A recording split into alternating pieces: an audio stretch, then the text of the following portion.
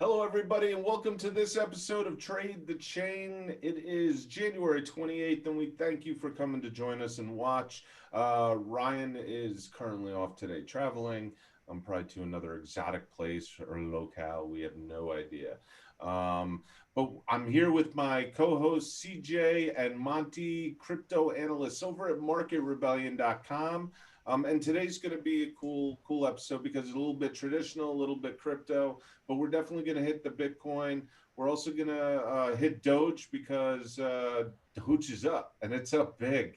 And then finally, we're going to kind of discuss what's happening with the whole GameStop debacle and the fallout that has been showing, especially today, with a lot of fanfare on Robinhood, Webull, and TD. But we're going to break that all down for you. In the meantime, I'll just give you a couple of the market leaders. Dogecoin up 200%, number one. We have Swissborg up 38.9% in the last 24 hours, as well as 1inch at 34%. And Terra Luna, the new VGX listed coin, is up 29.8% in the last 24 hours. Now I'll hand it off to CJ to go through his spiel. Quick question, Alex. Yep. I love Swissborg. Where can I buy the token? Can I do it in the United States? There is one place to do it in the United States, and that's a fantastic question, CJ. It's Bittrex. Bittrex is the exchange for Swissborg. Sounds good. Hopefully they'll be on quite a few others soon. Just a financial reminder that Trade the Chain is not intended to be financial advice and should not be construed as such. All the things that we say on this show are for educational and entertainment purposes only. I mean, he's clearly the entertainer in the room here. But speaking to Trade the Chain, this is a sentiment dashboard that Alex and Ryan created to allow traders to be able to trade based on sentiment analysis in the cryptocurrency markets. It has a dashboard like this, and what Weston, the proprietary trader at Trade the Chain, likes to do is look for confluence between bullish indicators, and he's had a lot of success trading based on that philosophy. So if you'd like to sign up for this sentiment dashboard and get this exclusive data, you can go to tradethechain.com for a 14-day trial.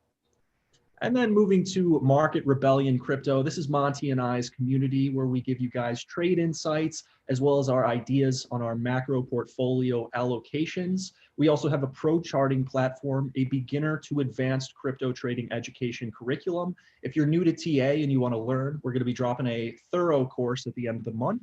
And you can also join an elite community of traders all around the world with much, much more. If you're serious about trading crypto, this is the service that gives you everything you need all in one place. Start your first month trial for just $1 at marketrebellion.com/crypto. And if you're new to the channel, welcome to the most realistic Bitcoin technical analysis you will find. So please hit the subscribe and the like button below, but let's get into it. Love it. We're fired up here today. It's just a quick update, CJ. Doge is now up 203%. I'm sorry, go ahead. No, let's look at this hockey stick. Wow. Cow. Have you ever seen a candle like that? Maybe only with Dogecoin. This is one of the few that could pull it off, but that's pretty impressive. And it's not really an hourly. This is a daily candle. Let me look at the hourly for you guys. Oh, wow. Wow. I mean, this is like a great reflection of kind of what's going on in the traditional markets as well. I feel like a lot of people that are trading GME right now, I mean, take a step back and look at GME a month ago. It was at less than $15. Now, I mean, it touched over $4.50. So you can't always just rely on the technicals or even just what seems normal. Sometimes the fundamental elements and just the speculative nature of these assets can drive them to prices that you just wouldn't expect. And yeah, Dogecoin really popping. Something that's pretty cool about not only Dogecoin, but the GameStop story and why I don't think it could have really happened prior to the internet age, because what the internet and what Reddit has allowed young millennials to do is organize in mass to where they can make particular decisions about, what they're going to buy with options. The next play, aside from GameStop, that they were talking about was SLV, silver. So I had to buy some calls this morning just for the hell of it. Who knows what'll happen with that one. But let's get back to Bitcoin, because that is what the people are here for. And although we have an unprecedented time in financial markets with what is going on today, with Robinhood potentially getting, a class action lawsuit filed against them for restricting the trading pairs of GME and some of these others, it is definitely market manipulation right under our noses. It's just, I find it comical how blatant it is. With Bitcoin here, we have had a nice pump. My opinion of partially the reason why we may have seen the pump is not only because we've been a little exhausted on the oversold side, but also because a lot of what this discussion around GameStop and the banning of trading GameStop on Robinhood, it started this discussion around decentralization specifically, and not having to rely on a centralized authority figure like Robinhood or some of the other brokerages. Is that what you guys have been kind of seeing on Twitter and around the space as well? What are your thoughts on that? Yeah, I mean that's pretty much the sentiment that's going around, and I think it also, to your point, CJ, it probably plays into part of the movement that we saw happen with the rebellious act against GME. And who knows? Hey, listen, when those GME positions get taken off the boards, hopefully they all go into the decentralized universe like Bitcoin and alts. Yeah, one thing I've noticed when I'm talking to Bitcoin skeptics, a common criticism of Bitcoin and cryptos in general is that they're heavily manipulated. It's a market that's manipulated by whales. And although, I mean, every market is manipulated to an extent, I feel like the manipulation of the traditional markets by hedge funds and institutions has really never been clearer than it is this week. So, I mean, it may not be a plus for Bitcoin, but it's a minus for the traditional market. So, yeah, hopefully some of that capital flows into Bitcoin here. You know what happened, CJ, over the last couple of days here with the whole GameStop action? It harkens me back to an earlier day of the pink sheets in the 80s and 90s, and listen, there wasn't wide use of the internet then. Pump and dump schemes, and actually used mailers and cold calling to get everybody's anticipation up to it. But that's what it reminds. It's like we went back to the pink sheets. Well, remember how brokers used to do it back in the day, where they would give, trading tips. They would give half their clients one trade, and then they give the other clients the opposite end of the trade. So, 50% of the people are going to win, and, the other people lose. And so you do that a couple times, and then you help the losers on the other side. It's the oldest trick in the book. And that's why I closed my account at JT Marlin. Just saying. Yeah, my Stratton Oakmont account, don't have that one anymore either.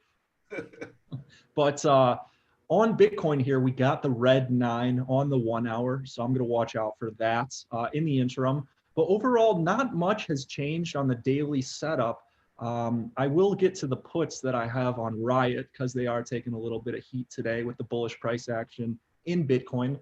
But you can see we're just coming closer and tighter into this apex of the descending triangle. So I still think we have a high likelihood of breaking down into the golden channels. But if we get a break above resistance of the downward sloping trend line and a break above the previous lower high, then I'm going to have to flip my stance and consider the fact that we may go back and create higher highs. Now on to Riot, because Riot is up 18% today. Took those puts. I'm glad I rolled them, because if I would have still held the ones with the February 5th expiration, they probably would have been worthless at this point. The expiration I have on them now is not till February 26th, with a break-even price of about break-even price of 14.10. So still got some time. I still think we have a high likelihood of breaking down from this triangle. And if we do and fall 10 to 15%, I'm thinking that Riot will at least fall 30% and will likely be a nice hedge in these puts. But then again, like I said, if we break above this, I'll have to exit. and I'll have to, move on to the next trade. So that's where we're at. That's my opinion, and we'll see what happens. Yeah, a lot of people in our chat have been posting that sentiment has kind of flipped back to a more buy-driven market. And although we're kind of getting a bit of a rebound today, like CJ just highlighted, I wouldn't exactly be bullish until we sort of breach any previous swing highs. So looking here at the 4-hour chart, I've highlighted some levels that I'd like to see a break above and perhaps some consolidation. So I'm looking closely at 34.43. That's the first level. I'd like to see a close above on the 4-hour chart. And if we get that, then maybe there is some strength left in this market. But really looking at this, I don't think that this rebound is due to any technical factors other than the bounce off 30K. I think it's more driven by outside factors, kind of what's going on with the traditional markets. So I do think we're still overbought and still are in the midst of a kind of extended correction. So yeah, until we breach any of these levels, I'm kind of still waiting to enter. The bulls have a lot to prove. Bulls have a lot to prove before we can flip this trend back. Sorry, Alex, what were you going to say? No, not at all. What do you think about short-term price action? Listen, one of the things I actually just did Rob's show earlier today for a little cameo appearance. And I'd mentioned this in the chat yesterday, but I'm seeing a lot of borrow interest from our hedge funds in the space on USDT. And what they're going to do with that USDT is they're going to finance their short positions. And those are going to be short-term short positions, mostly futures contract arbitrage, cash and carry strategies over the course of the next couple of weeks. Do you think they are going to come out the winners? I think they should have shorted last week if they wanted to come out winners. But yeah, I mean, that's kind of the channel that we've looked at, is that that decline and that retest of the second neutral Bollinger Band on the weekly chart. And that lines up at about 3 to 4 weeks. I mean, I'd say we're about 1 to 2 weeks into that time period. So we've got maybe a few weeks left of bearish to downside consolidation. But I can't imagine that's going to last a sufficient amount of time. I have to imagine that we're going to create some type of higher low. And eventually, if those shorts stick around for the long haul, they're going to get squeezed, because this is a bull market fundamentally. Yeah, totally agree. Okay, people are going to want us to look over Doge or at least discuss it more in depth. There's, what kind of hype are you seeing, mainstream hype? We all know that Doge actually has no nothing behind it, really. What? I haven't seen Elon Musk tweet about this in the last 24 hours with strong buy indication. But wow, look at that. It's going to break our dashboard with those numbers that keep doing that. I mean, how about the 900%, almost 1,000% increase in 940% increase in relative trading volume? It's ridiculous.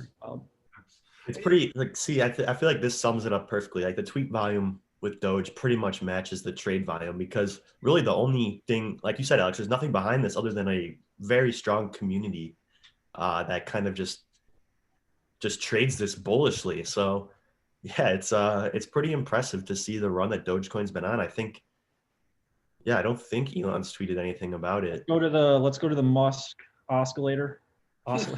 Musk indicator. This is one of the most reliable indicators we have for Dogecoin. So this is a long in GameStop, clearly. But how many? There are some mainstream people, celebrities who joke about it, tweet about it, kind of follow the bandwagon on it. Really, what is driving the price? Or it can't just be the community talking to each other. Let's say buy Dogecoin. I mean, really, is that having the effect of 222% as of right now? Is it really having that effect? Like, hey guys, let's band together and drive Doge up? I feel like there's this community of traders that we kind of talked about it a little bit earlier this week, but like the same people that have just been riding Tesla this whole year and trading on Robinhood. I I feel like right now those sort of traders are very euphoric because they feel like the retail trader has more power than ever. So I feel like Dogecoin is one that is just totally driven by the retail trader. Obviously, there's not much at all, if any, institutional presence with Dogecoin. So I feel like if the retail traders want, like they can drive this thing up just by creating this sort of mania. And I feel like they're just kind of like the front running mania was the mania with GME, and now that they beat the institutions there, they're like, all right, let's speculate on another asset that we can kind of drive up. So Dogecoin was the winner. Alex, are you familiar with the Dogecoin challenge on TikTok? A couple of TikTokers back in the day, I think only recently months ago, but they literally did what you were just saying. It's like, let's band together and pump Dogecoin.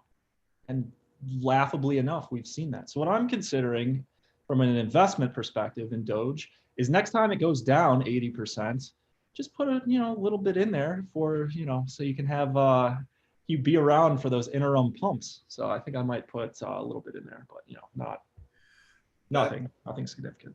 That's hilarious, man. Just to be part of the party. I thought maybe Cardi B or something tweeted out by Doge. I don't know.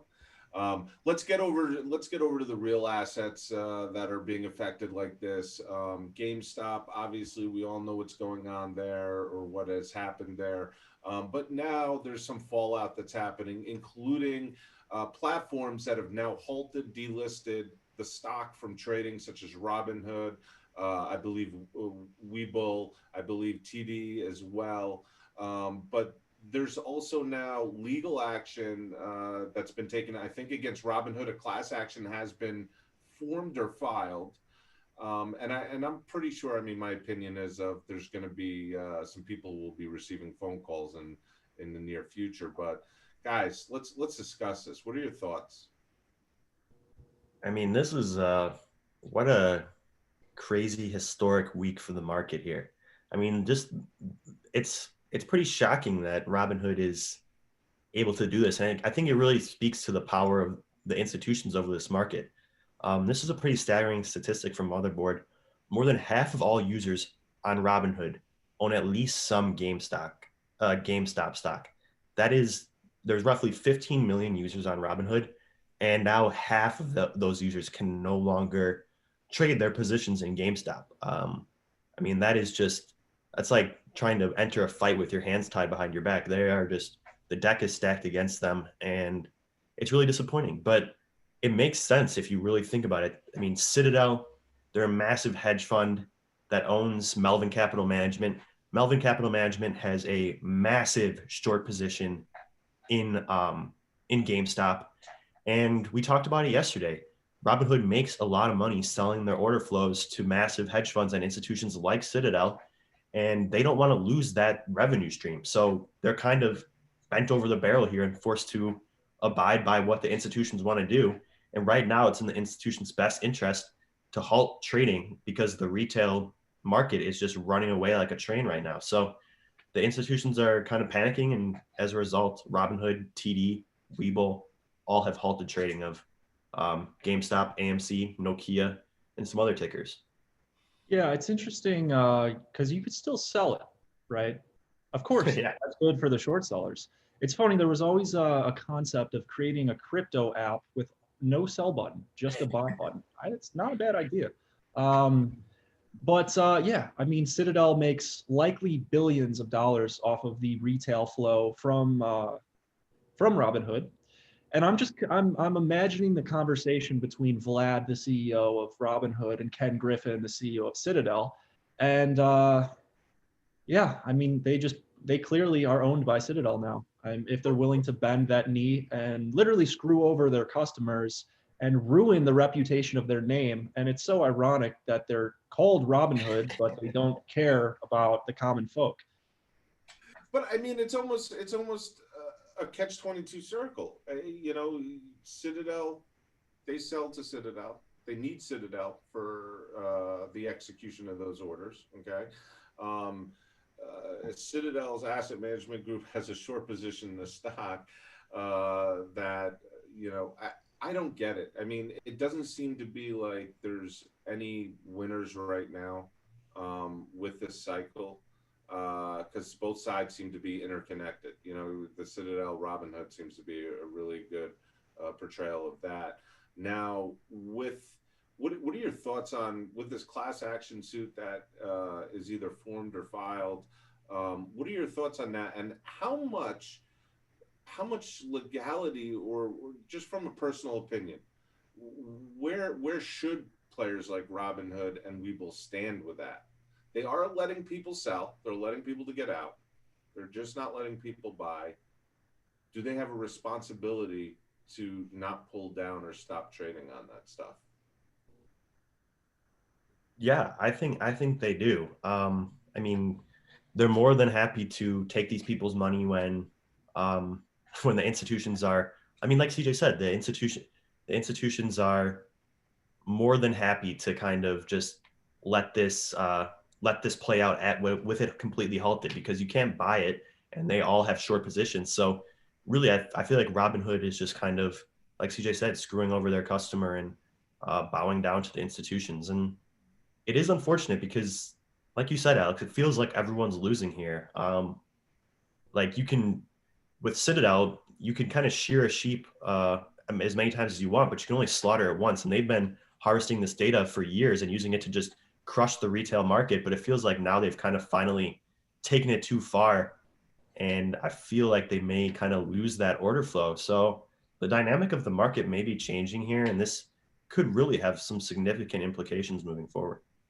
Yeah, it goes back to that conversation, right, between like Vlad and Ken Griffin. And I'm thinking Vlad should have just been like, look, man, you need my data for certain elements of your business. Like, we need to work this out in a way so that I don't have to screw over all of my millennial customers and still get paid from you guys. But I mean, it's a very untenable situation. I think what all of this has shown us is that the original Occupy Wall Street movement in 2009 failed because it was a Marxist movement led by incompetent leaders. Wall Street Bets is a successful movement because it is a capitalist movement, and we have hurt them in their pocketbooks. You want change in a capitalistic society, you have to vote with your dollar. And that's what these Robinhood traders have done. And I think it's a beautiful thing. You know, and one thing I want to explain to folks watching who may not be familiar, paid for order flow is, I'll give you an example. When you're sitting behind your computer or you're behind your app and you hit the buy button or the sell button, that those orders from all those thousands of people who just did that alongside with you around the world, they get batched up into a basket. They get sent over to firms like Virtu and Citadel, where they have very high frequency co-location trading floors with direct pipes to Wall Street, and those orders get sent to them. Citadel pays for that, and the Citadel then executes those across the street for the customer. So there's a little bit of travel that happens once you hit that buy or sell button on paid for order flow with these retail institutions. But CJ, I want to go back to what happened last year, because the Robinhood base, or what people listen. I have a Robinhood account. I'm in my 40s, but last year they were saying, hey, these millennials, they don't know what they're doing. This is providing a lot of inexperienced people with powers that maybe they shouldn't have. Maybe they're not educated to do it. They're offering, there was leverage being offered, but these were the same people who were buying Hertz when Hertz filed for bankruptcy and drove the price up. These are the same people that bought Chesapeake Energy and drove, when it was getting dismantled for parts, and drove the price up. Is this a new future now? Is it because there's such distribution or easy distribution with these apps to all these people across the world that can just do it with the push of a button? It's almost gamified, that Wall Street will have to adjust to these new buying and selling patterns? Well, we've always had bubbles and we've always had market speculation, but we've never had the ability to organize in mass like the internet, like what we have in something like Wall Street Bets. So that is definitely something that is different. Another thing that we were talking about is that Now that we have a mobile app, we can trade 24/7 with crypto, and you can trade stocks, wherever.